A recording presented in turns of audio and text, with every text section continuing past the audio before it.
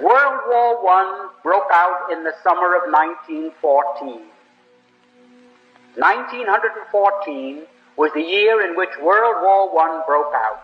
There are a few people here my age who remember that.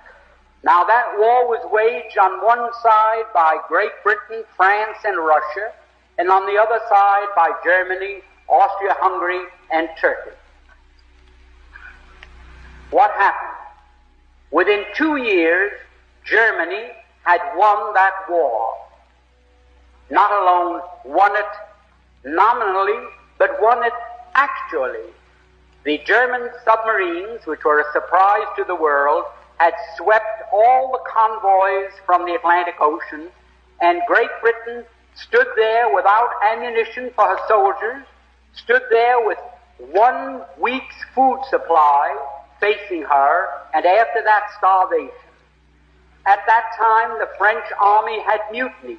They lost 600,000 of the flower of the French youth in the defense of Verdun on the Somme.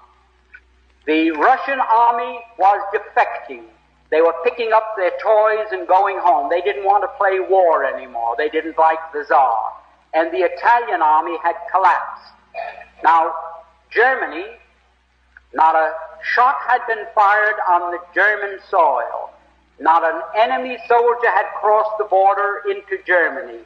And yet, here was Germany offering England peace terms. They offered England a negotiated peace on what the lawyers call a status quo ante basis. That means, let's call the war off and let everything be as it was before the war started.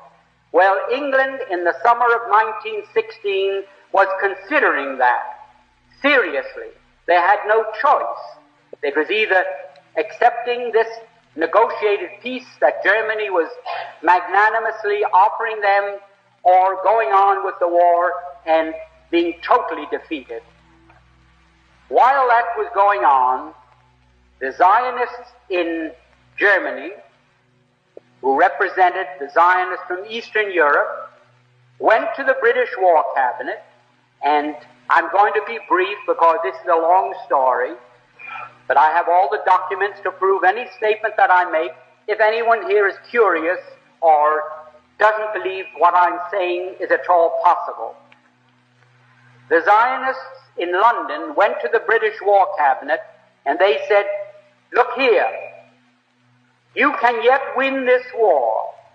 You don't have to give up. You don't have to accept a negotiation.